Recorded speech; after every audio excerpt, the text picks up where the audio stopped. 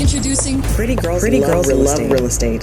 Stories of everyday women breaking barriers and building wealth through real estate. Let's get it. Boss. BOSS. Hello. Thank you for tuning in to another episode of the Pretty Girls Love Real Estate podcast. I'm your host, Jessica Washington. Thank you for joining me for another week. And I am super excited for my guest today. She wrote the book, Pretty Girls Own Property, which is a really big inspiration for this podcast. When I read it, I was like, this is kind of like ideates and like kind of personifies everything that I think about in terms of ladies owning property, being a woman in the real estate industry. So I'm excited that she's on the show today. Her name is Andrea Morgan. So really excited to hear about what she's gonna, what knowledge she's gonna share with us today. So hi, Andrea. Thank you so much. Hey, Jessica. Thank you. It's my pleasure to be here with you. I'm so excited to accept the offer. I always love to talk about women in real estate, the book, and just, how we can make sure that other people are aware of the process for owning property and how that can benefit them. So thank you again for the invitation. Thank you. Appreciate it. So before we get more into your actual book, let's just talk about you and your career and your journey with real estate. I know you were in the healthcare profession for a number of years, or are you still in that field? I still am, as a matter of fact, yeah. Okay. So I started working in healthcare informatics. It's just, technology in healthcare, making sure that hospitals and doctors' offices are using technology as they are seeing patients. And so I got into project management there and, just kind of making sure that all of the moving pieces in the doctor's office or in the hospital work together to have a good outcome for patient care. So in taking a look at those, kind of project management principles, they really align very well with real estate. You have to, begin at the beginning. What is the goal? What are we trying to get to? In real estate, of course, you're trying to have a successful transaction, but then what are the steps that are necessary to get there? And I think sometimes we want to skip steps, or we want to take shortcuts, even for processes that are very simple. And that generally ends up costing us more time, more money down the road. And so that was kind of part of the reason that I wrote the book, to kind of outline the steps. So project management from the healthcare industry, definitely I could use those skills and the experiences that I have had to move into my real estate career. Negotiation was helpful. Doctors are very smart people. Obviously, they went to medical school. They can be very stubborn people. And so, you learn how to meet people where they are, give them information that they need, whether or not they want that information or not, and, help them understand how we are moving toward the same goal. And so I have to do that still with real estate, because sometimes, the information that you're giving people is not what they want to hear, as far as, financing didn't work out, the house didn't appraise, something's wrong with the roof, it's going to cost you more than we thought. People don't want to hear that, As a seller, I want to sell my house for the maximum amount of money. As a buyer, I want to buy the most house I can for the least amount of money, or, on the best terms. And there's flexibility that is required. And so part of my job as a realtor is to help kind of navigate that path. Okay, cool. So with your healthcare career, I guess, how did you segue more into doing real estate? And then I know you also deal predominantly in the luxury real estate space. We're talking about Atlanta, in other areas of Georgia, and then you also are licensed in Florida. So can you talk about a little bit how you segued and, what made you want to do just luxury real estate? So my real estate mentor, who's also a very good friend of mine, we've been friends now for, almost 20 years. He kind of talked me into getting a license, because I wasn't really interested in being a realtor. Like I owned my house and then I bought a rental property. We'll tell that story. But I wasn't really interested in real estate as a career. But he and I met, in Atlanta, did a couple of different business ventures there. He was from Florida, so he moved back to Miami, started working in marketing, and one of his clients was a luxury brokerage. And he's like, you have to get your license. There's no way that you couldn't make money doing this. You talk to people, you like because I like architecture and buildings and all of that. you have to do it. I'm like, no, I'm good. So really literally like 4 years of Andrea, get your license. I'm like, no, I'm good. Anyway, finally did it. And the short answer of, why luxury, because the contract is the same. So whether you're selling the house for $100,000 or $10 million, the process is the same. But the number at the end of the transaction is a little different because you get paid a percentage. So, 3% of $100,000 versus 3% of $10 million. Mm-hmm. If I'm working with the same process and the same forms, might as well do the $10 million one. So, yeah, you sound like another young lady I had on the show where she was talking about sales in general. And she said she was selling a product that was like a couple $100. And she was like, I can't get wealthy doing this. So what's a product that's even more valuable? And I get my little 3%. It's 3% of multi-million is sort of 3% of a couple hundred. Exactly. So. Right. Math was never my strong suit. I have a degree in psychology because I didn't want to do anything after algebra. So shout out to Georgia State for that BS in psychology and no extra math. But I can do 3%. I can handle that. And so I understand 3% of, $1 million versus $150,000. That being said, the process is the same. The people generally are really not that different, but the professionalism, the service that you provide to people is what resonates with them. And whether you're, again, at $150,000 or $10 million is really, really important to know your stuff and to also be prepared to service people so that they feel like, they're getting their questions answered, they're getting the information they need, and they're comfortable with the process. Because real estate transactions, if you don't do them often, can be very intimidating, very daunting. That is why the subtitle of the book is, Your Guide to Reducing Real Estate Intimidation. When I was in the process of writing the book, the original title was Pretty Girls and Property. Mm-hmm. And I was in a writing group and we were talking about, just where we were, progress.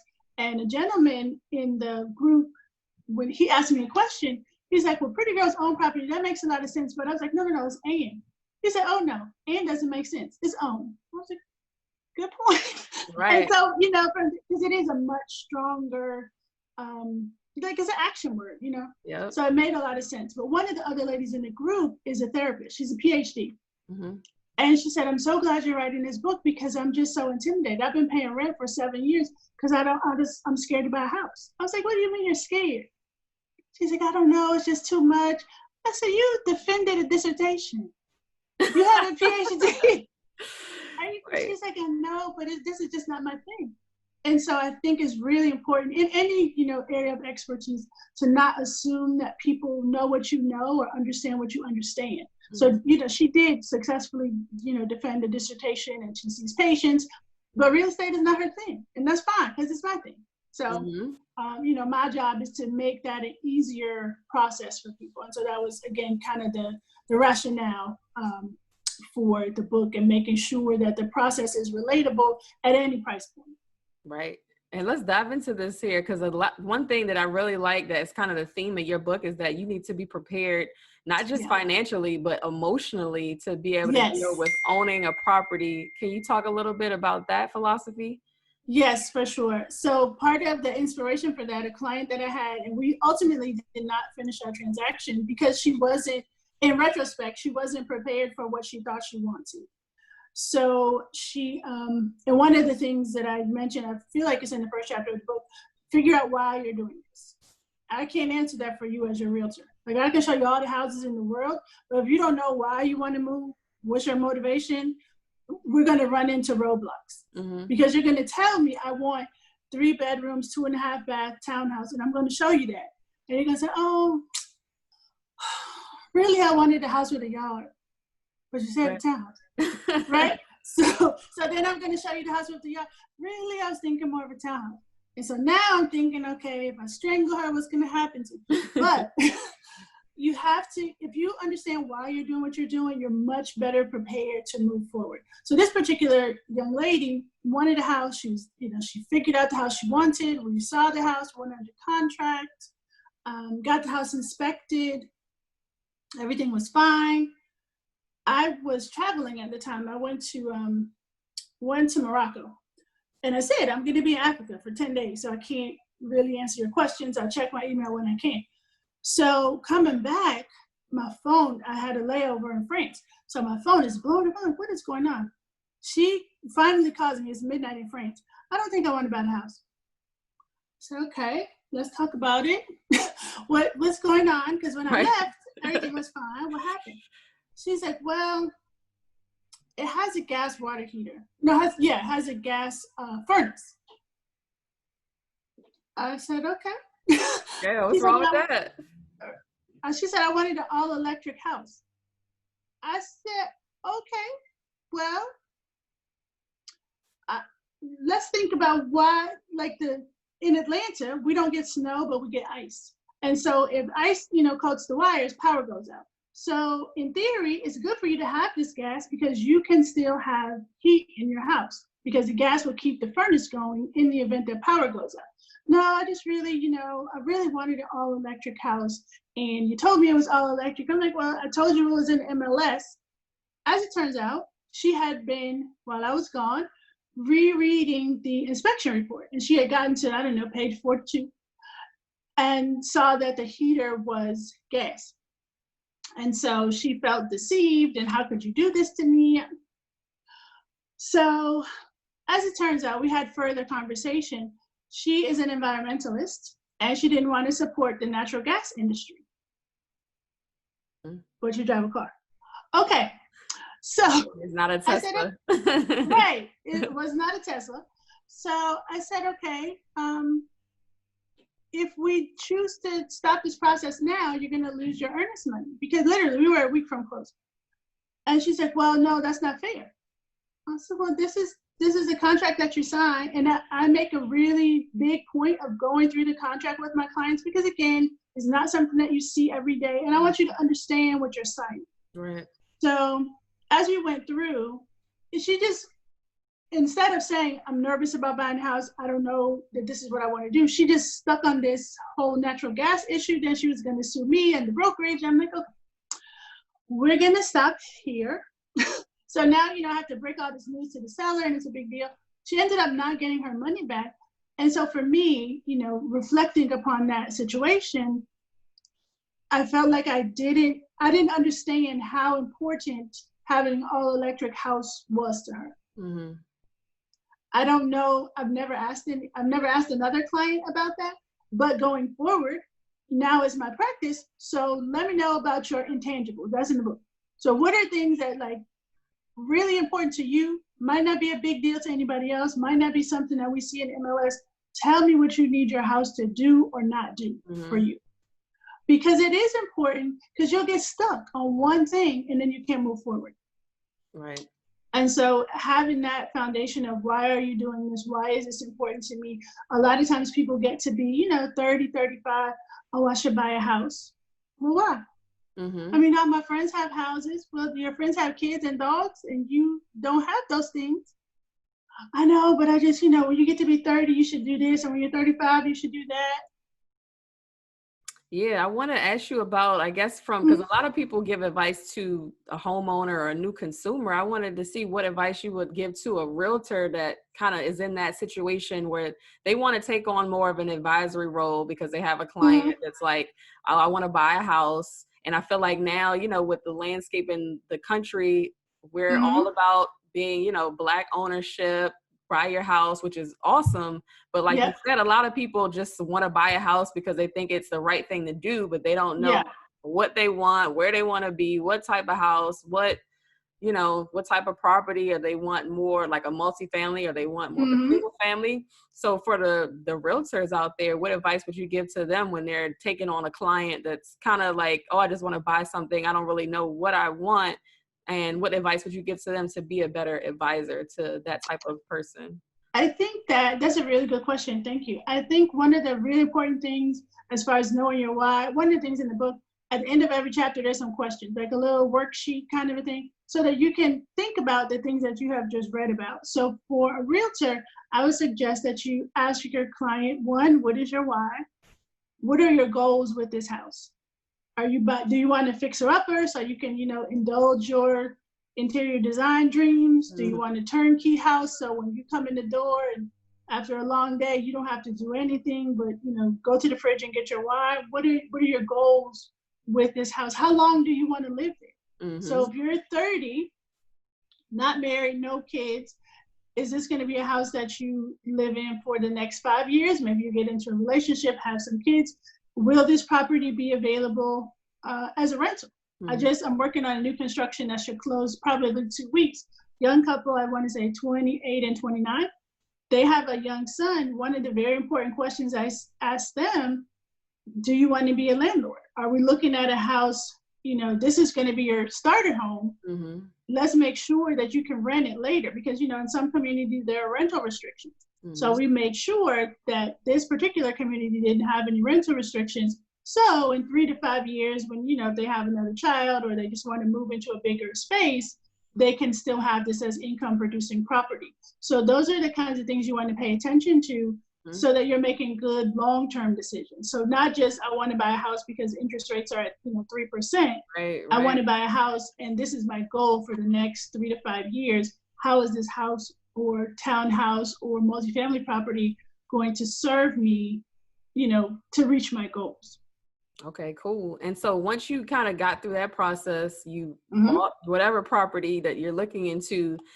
It's also an emotional side of, a mindset change from being a renter to being the landlord or being the owner, because now you're responsible for everything. So can you just kind of talk about that kind of shift in mindset that now you have to do everything. If something breaks down, the roof falls in, whatever the case may be. Yes. Like I had a project. I had a property that the basement flooded within a month of getting the property. So it's like anything can happen to you. It's so funny. So my clients, I generally work by referral. And so I have had clients call me. Right now I'm in the basement of one of my girlfriends who I sold her this house because I have a dog and I can't trust Rosa to be quiet. So I came to her house for quiet. But so my clients are my friends. And let me see, when did I sell Greg? I was like 2 years ago. So he called me, he's like, hey, something's going on with my plumbing. Okay. Do you need a referral to a plumber? He's like, well, what is my recourse because the seller shit? I was like, dude, that's your pipes. Yeah. Once you sign that paperwork, it's for you. Those pipes belong to you.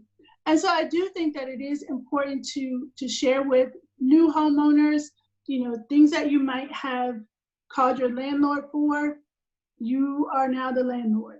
So set aside money to handle things like a pipe burst. Even if you have a home warranty, you're still going to have to probably pay for a service call or meet your deductible for that. So set aside, $100 a month. Don't go out one weekend. And now you can't because we're in quarantine.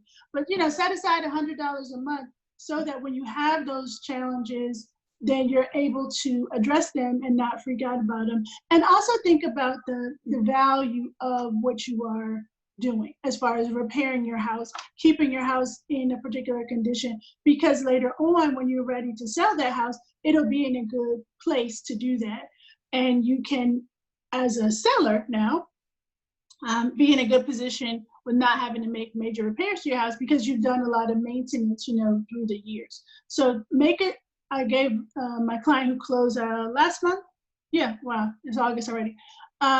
On a new construction home. So, in theory, everything's fine, no problem.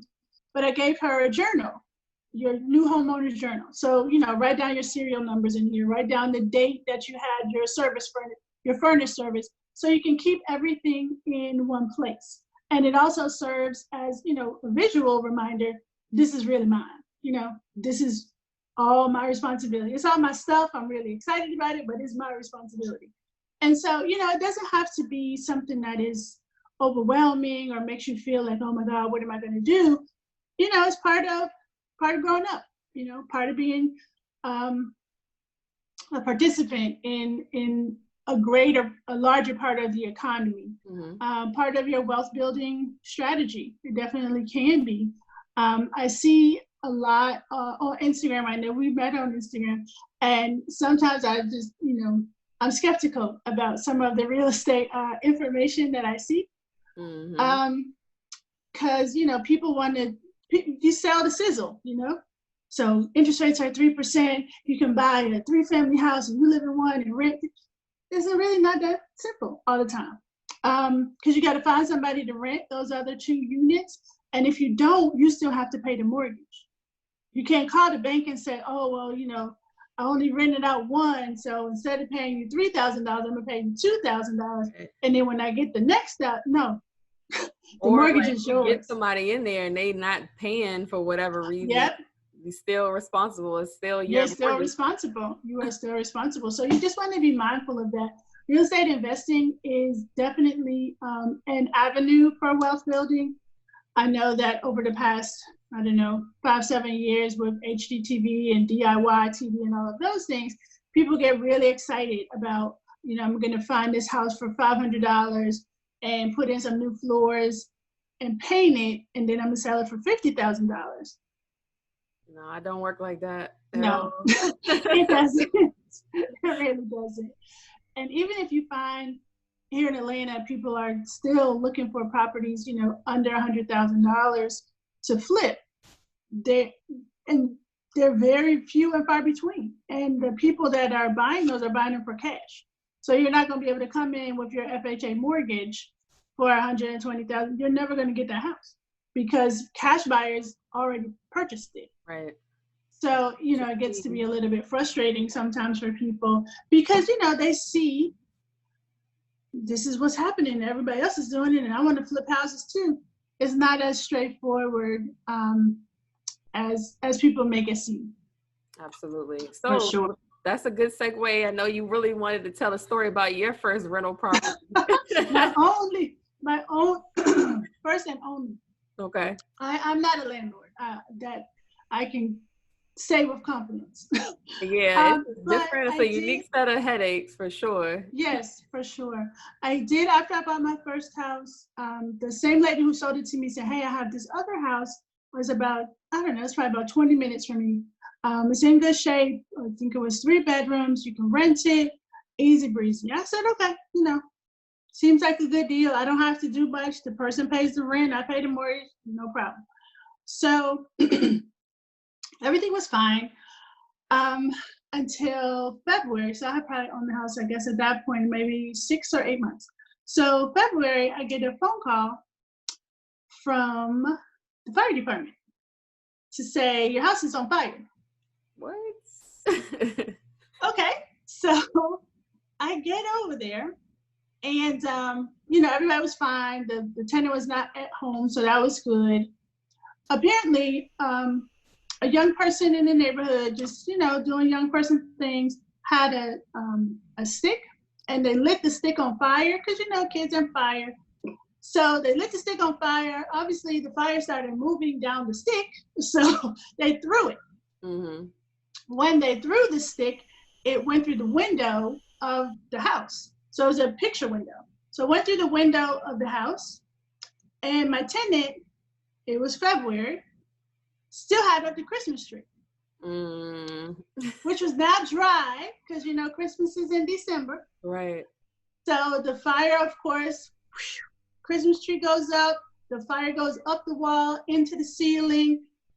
It just was a mess. So I get there, like the ceiling's all chopped up because the firefighters have to get up there, cut up the ceiling to make sure there's no fire up there. Mm-hmm. So shout out to State Farm because they were out there. Okay, well, we'll fix it, no problem. And they did. But after that, I was like, you know what? This is not for me. this is not for me. Yeah, that's so. Yeah, it was stressful. I mean, I'm glad everybody was okay. The young person, they figured out who it was and they got the appropriate. I don't feel like they went to jail. I feel like they got some kind of help or whatever their challenges were. So, all's well that ends well. But for me, it was a very important lesson and I don't want to be responsible for this. So that is not my ministry.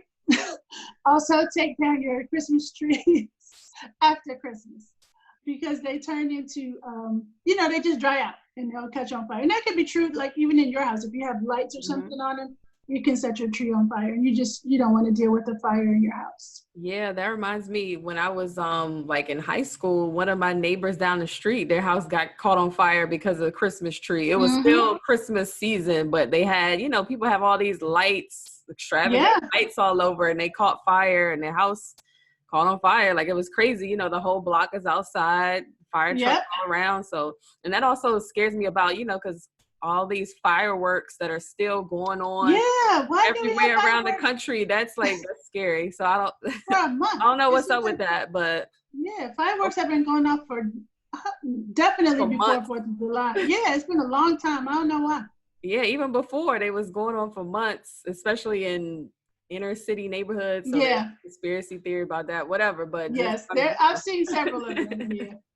So, all right. So I just want to ask you about, the difference between you deal in Florida and Georgia. Oh yeah, you did ask me that. I'm sorry. So I got my Georgia license first because obviously I live in Atlanta, but I was back and forth because I was also working on a healthcare project in Miami, University of Miami Medical Center.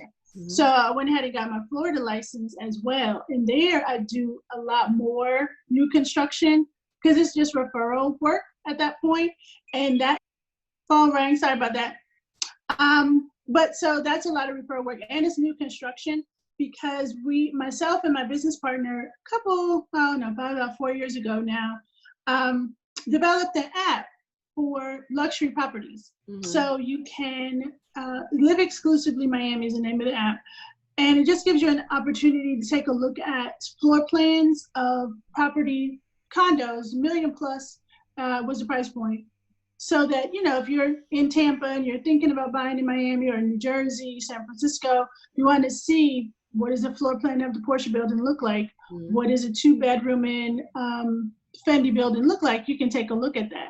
And so that is kind of how we spend our time working in the Florida luxury market. We work with a little brokerage called Turnberry for a while. That was my first place I was licensed in Florida. And then that was acquired by Sotheby's.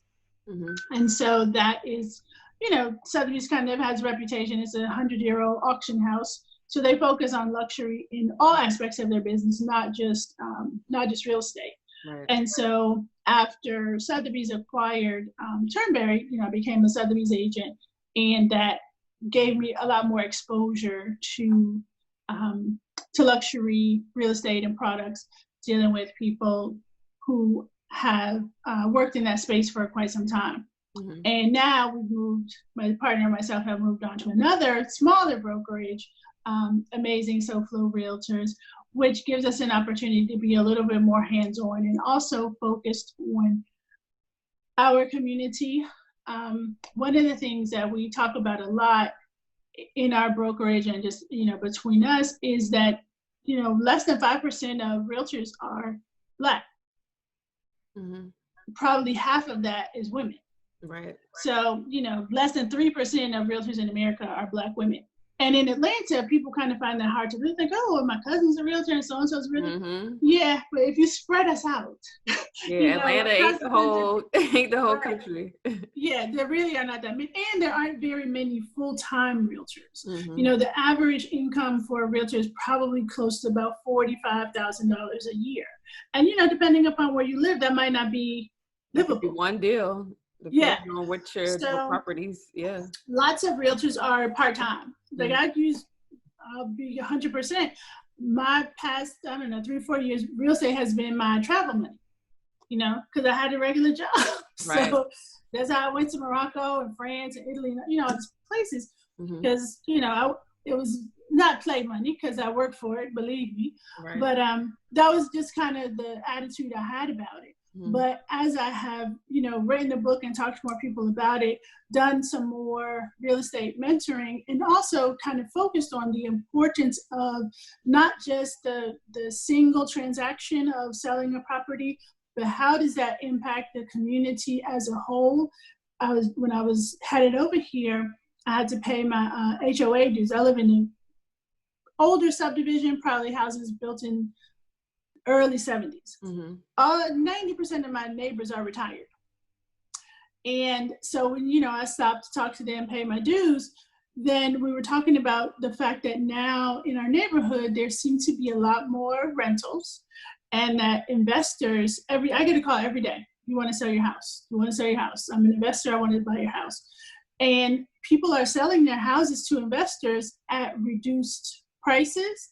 And then when you put your house on the market, to sell it, properly, or to an individual, when appraisals come back, they're always low, because the price from an investor perspective is always going to be much less than, the retail price of it. Right. And that impacts, that impacts our resale ability. And so when people can't get the price that they want for their property, then they rent it.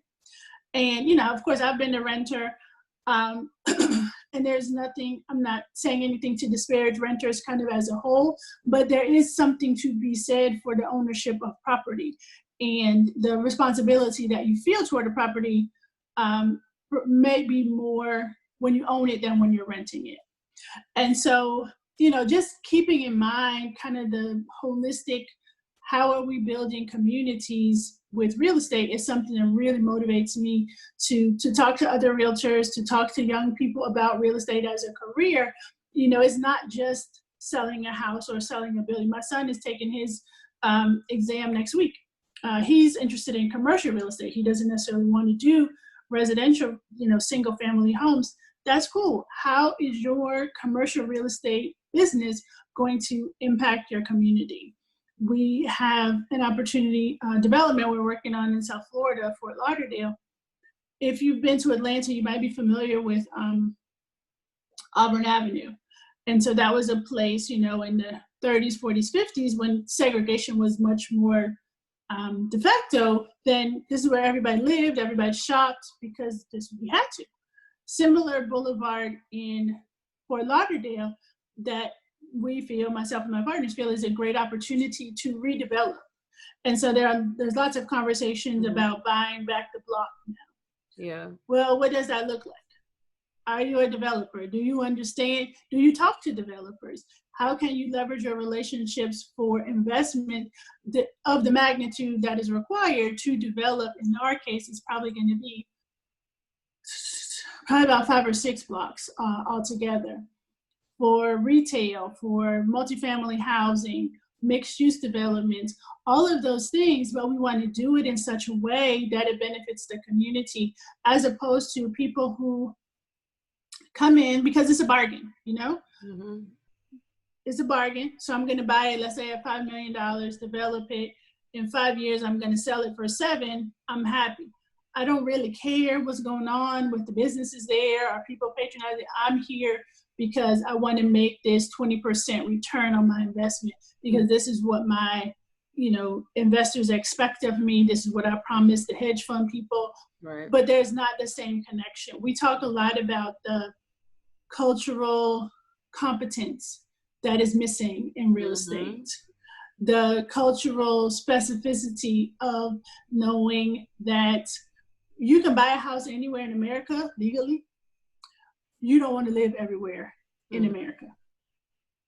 Because and I say to my buyers all the time, you want to be peaceful at home. We do a lot of fighting on big and small ways.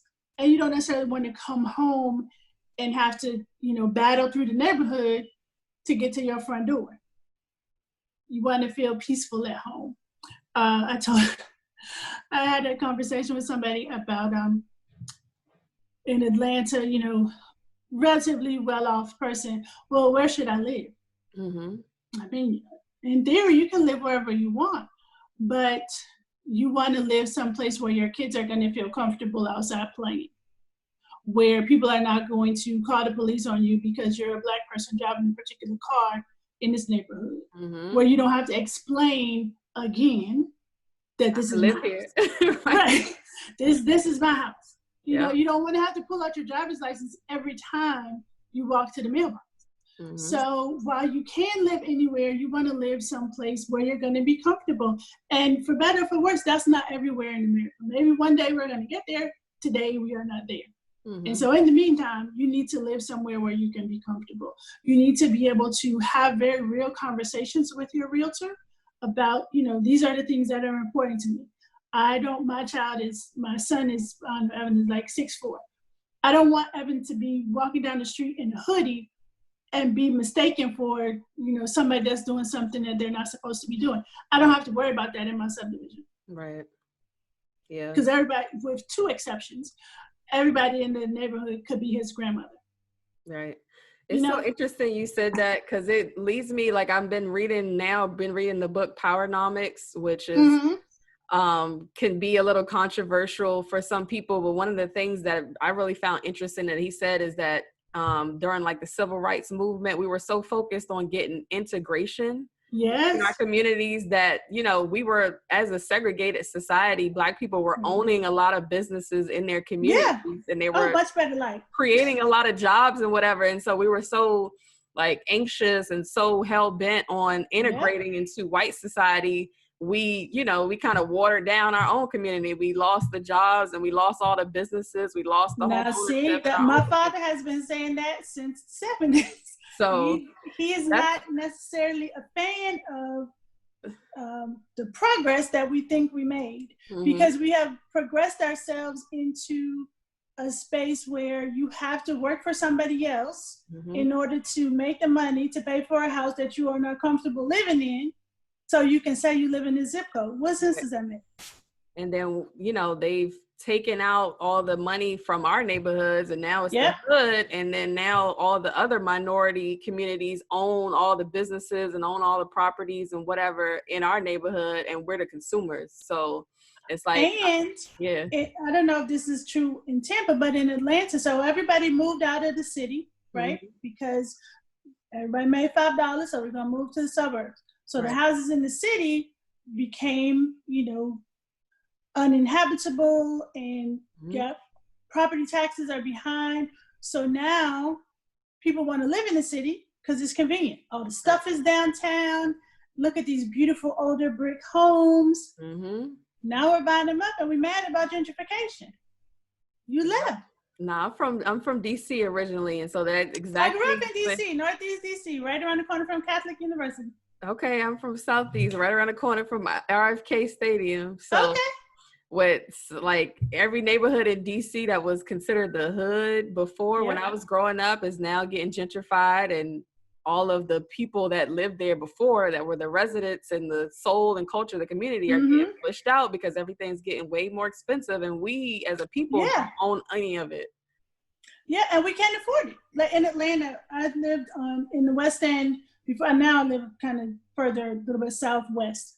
But in the city in the West End, houses are $500,000. I mean, the house 90 years old, beautiful brick house. It wasn't $500,000 10 years ago. Because we knocked out some walls, and now it's open concept, and it's $500,000. Well, how is that possible?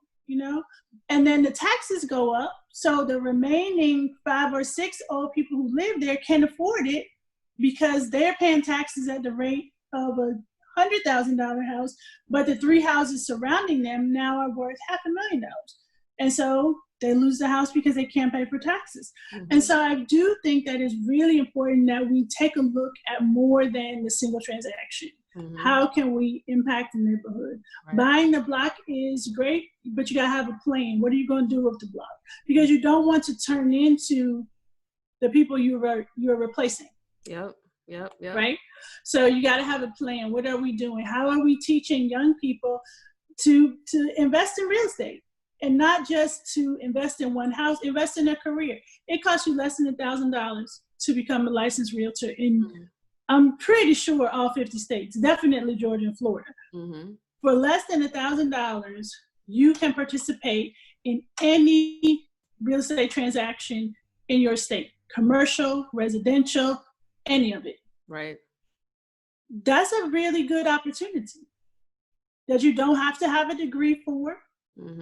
You don't have to have a significant amount of experience. You got to pass a test.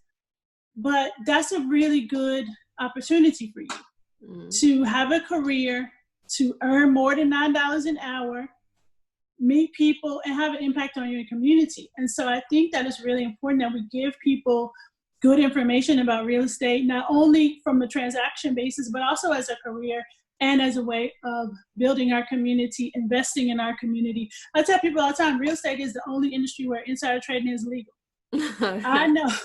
And what's on the market. nepotism. Yeah, and nepotism. I know what's on the market before anybody else, right? Because I can just hop in the MLS at any time. Right. I can look at tax records, see who owns what. So even if it's not in the MLS, I know that you own this property. I can send you a note. Hey, Jessica, just checking in on 123 Main Street. Ever want to sell it? Let me know. Well, I could go on and on about the advantages of real estate and development. I love talking about it, but that was kind of one of the main points of this this podcast was to kind of shine the light that there's women of color doing all types of real estate, not just necessarily being a realtor, but involved in commercial real estate, retail, financing, the real estate law, the appraisal process, every facet of real estate we're involved in, and we gotta, we just gotta be more involved. So I wanted to educate people as well that you don't have to just be this one type of person in real estate. Yeah. My real estate attorney that I prefer and work with almost exclusively, Black woman. She's a Delta. The woman that I refer to refer all my clients to for insurance, African American woman. She's an AKA. Like, we keep it in the family. Yep. we keep it in the family as much as possible. I have my lender, Candy, African American woman. I also have an African American man I refer to. But yeah, we try to make sure that we are supporting business. You see all these little memes and things about supporting Black business, and buying T-shirts and shea butter and all of those things, earrings. All those things are great. Like I buy T-shirts just like everybody else, but at some point, I want you to also support your Black service providers as well. So insurance, doctors, dentists, realtors, all of those people, because they are going to, and I've said this, I don't know if I said it in the book, I know I've said it, in conversation before. When you buy a house with me or sell your property with me, my commission, one is supporting the Black family, but two is supporting charitable endeavors that are important to Black people. I support Scholarship Fund for the Sorority, NAACP Legal Defense Fund. Those are my, primary charities. And I can't say what, other people spend their money on, but I can tell you what I spend my money on. And I can tell you how those things impact the community that I share with people who look like me. And that's important to me. That's a priority for me. And real estate gives me that opportunity to make those contributions. And that's a priority for me in dealing with real estate. And then also, the opportunity to have an impact outside of, just day-to-day, go to work, come home, go to work, come home. I can do things that impact the community by attending, board meetings and zoning meetings and making sure that I understand what's coming in my neighborhood or what's proposed for my neighborhood, and letting people know what works and what doesn't work for my neighborhood. We don't need another dollar store, Dollar Tree, Dollar General, Dollar whomever. If we have 5 in a 5-mile radius, how many dollars are we spending? Right. Let's figure out some other thing that we can put there. But you're not, if you don't pay attention to your meetings in your neighborhoods, and you might not know about that until you see dollar store number 6 going up. Right. And now you're mad because, we don't need another dollar. Well, where were you 6 months ago? Right. Definitely. Well, I'm so glad you said that, because everybody's on this tip of leaving a legacy and everything like that, which is great. And ownership is definitely part of that, but there's other ways that you can impact your community and leave a legacy than just owning a property. So I'm glad you said that about voting and paying attention to what are the things happening in your neighborhood, for sure. Yeah, it's super important. The conversation I was having before this one, part of my volunteer work is with foster kids. And the guy I was talking to, he's in Tampa and he is considering adopting, which I think is awesome. Please do, if you're African American, adopt some African American children who have been in foster care for many years. There are not enough adoptive resources, but he was saying, what can we do at a higher legislative kind of a level to make sure that the things that foster kids have to deal with are addressed? So, money talks. So you got to run for office, or you got to or make contributions to people who are in office to get their attention. Because unfortunately, kids don't vote. Foster kids don't have parents that vote. because we don't know who their parents are sometimes, or they're incarcerated, or they've passed away. And so the constituency that a politician is going to say, okay, how can this benefit me? They're not there. And so they don't have the motivation to, to do the right thing. Everybody says, oh, well, as children, obviously you're going to do the right thing. Kids aren't giving up any campaign contributions. Yep, that's true. That's true. Well, so, it makes a difference when people are involved in the community, not just, as you said, at the one transaction level, but also in politics, in running for office. It makes a difference who sits on city councils, because they decide what developers are allowed to do. Part of the challenge we had in the city of Atlanta a couple of years ago, there's a project, it's called the Gulch, because the physical place where it sits looks like a big valley. But, community activists wanted the developer to be held accountable for making sure that for this great deal that they were getting on this prime piece of in-town Atlanta real estate, they were going to provide some services for the community, some affordable housing. So the developer said, oh yeah, we're going to have some affordable housing units, probably in the $1,500, $1,900 range. That's affordable. If you make $9 an hour, that's not affordable. But again, the perspective of the people who are making these deals, who make $500,000, $2 million a year, $1,900, that's cheap. Yeah. But it's not cheap for the people who are coming in to clean the building, who are working in the little sandwich shop on the first floor. They can't afford it. But you want them to be there. The teachers, right. The teachers who are teaching kids to, become titans of industry or whatever, the teachers can't afford that. Right. And so, affordable means different things. So again, that's why it's important to have people with different perspectives representing you or paying attention to you. And, in Atlanta, of course, we're spoiled. Everybody's Black, the mayor Black, city council Black. But what we have learned is that diversity means different things. Diversity doesn't just mean have a brown person and a white person. You need diversity of experience, diversity of upbringing, diversity of education, diversity of thinking. Because, things that I think about as a person who's, lived it here for, 35 years, has kids, will be different than somebody who is 29 and, just went to Spelman and decided to stay. We have different priorities, but we need that diversity of thought. We need to not always rely on, the same 4 or 5 people to make decisions, because that's the way we've always done it. So yeah, participate in your community. As a property owner, you do get to make some decisions as a property owner that you don't get to make when you're a renter, but also as an active participant in your government. Understand your government, understand your taxes, read things that are sent to you by the government. That's very important.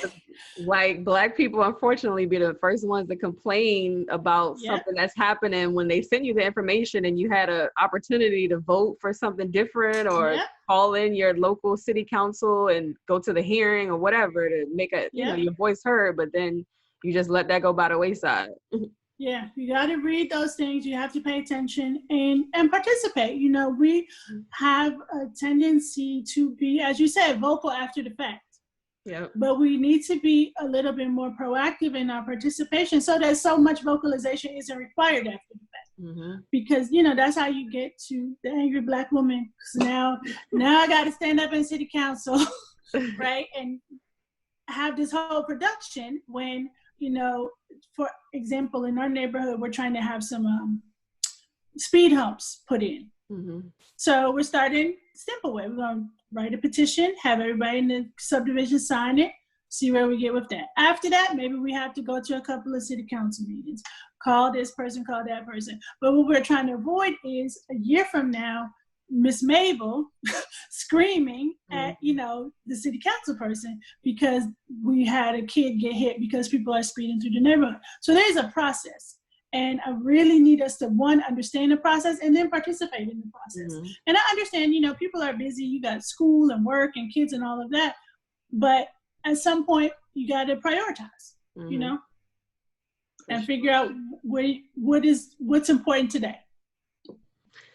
Everybody can, what is it? Nobody can do everything, but everybody can do something.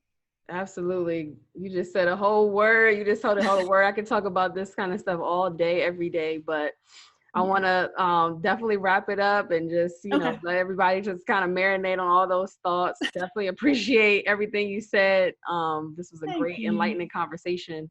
So I want to just go to the last segment, which is the Fabulous Four. Just a couple of questions I asked all the guests. So the first question is, what is your favorite real estate book besides your own book? Yes, number 2, actually, The Color of Law, Richard Rothstein. It is a very infuriating read, especially if you're a Black person who is interested in real estate, and you know, but it gives you so much insight into how we got to where we are. For those of you who are not familiar, it's really about the history of the legalized segregation in the housing industry and how the government reinforced and in some cases legislated where people could live and what opportunities people had to get out of particular places. And so it's really, again, it's very enlightening. And there are several books like it. There's one about Miami, I-95, you know, cut through a Black neighborhood and it's just gone. I don't know if you guys have heard of the legend of Lake Lanier. Don't go to Lake Lanier if you come to Georgia, because it's a man-made lake and it was created by destroying a Black town. And so, you know, for better or for worse, many people per year die at Lake Lanier. And from what I've been twice, I want to say, never in the lake, just kind of around it. But from what I understand, you can see, you know, houses on a clear, when the lake is clear, you can see at the bottom of the lake houses. Wow, that sounds like some urban legend. No, for real. Crazy stuff. Look up Lake Lanier. Okay. But yeah, it's a man-made lake, and it was created by just acting like Black people didn't exist. And it was okay, you know, it was legal. And so, you know, recently, John Lewis passed. He was my congressperson, also my neighbor. He lived around the corner. And, you know, things that were legal were not always good. And so, you know, the things that he was fighting against in the civil rights movement, all were legal. It was legal to tell Black people where they could go to school or couldn't, but it wasn't right. And so I think we really need to be aware of those kinds of things. So sorry, long answer, but The Color of Law, final answer. That's a great book. A lot of people keep saying that. I've read The Color of Money, but The Color of Law is like the other counterpart that I need to, it's basically like they go hand in hand. So I need to read. Yes, for sure they do, for sure. Okay. Cool. So question number 2 is, what advice would you give your younger self just getting started in real estate? I'll start sooner. Definitely focus on your relationships. Like, real estate is not hard. You have to be willing to talk to people. So buy business cards and give them out to people. Tell people that, Tell people that you're a realtor, you know, tell people. I had a girlfriend who got her license, and she's like, well, I don't know how to bring it up in conversation. I'm like, well, I mean, tell people I recently graduated from real estate school. It's a conversation starter, but you can't be shy. Definitely not. You know, you don't necessarily have to stand on the table, but you can't be shy.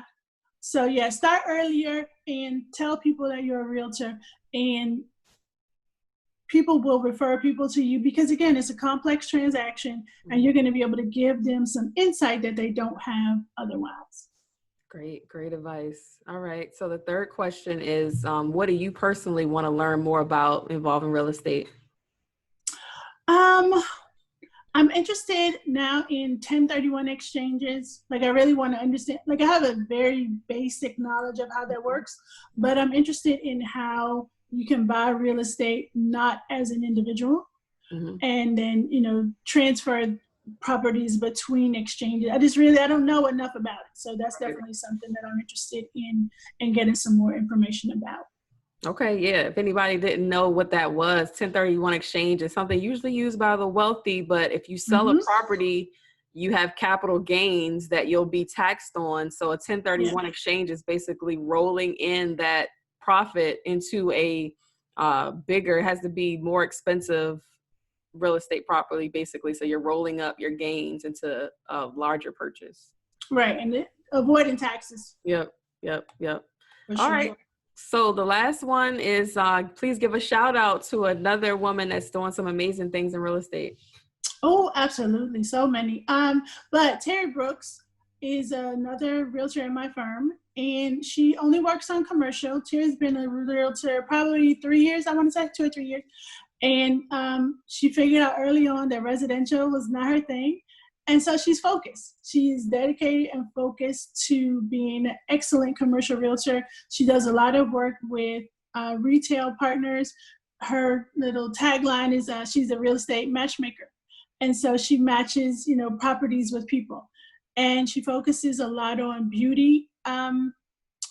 So hairstylists, barbers, nail salons, those kind of things. I guess that's kind of her subspecialty in commercial real estate. So she knows a lot about the nuances of those particular kinds of contracts. She works with a lot of younger people who are, who might do nails or do lashes and want to get into a space, but they don't know how. And rather than, asking a lot of questions, they just sign whatever lease is put in front of them. And so one of the things that Terry, I've seen her do it remarkably well, is negotiate lease terms that, make sense, so that you're not paying a rental rate for a business that's, mature, 5 years old, when you are just starting out at year one. Landlords don't care. If you sign the lease, they're going to charge you. Mm-hmm. So she's really, really good at making sure that leases are equitable for the lessor and the lessee. So I'm really proud of her for that work. Okay, cool. I definitely somebody I need to talk to, because I think personally, like I've been a retail broker before, so I definitely understand that world and that struggle. There's a lot of complications with triple net leases and everything in the retail space.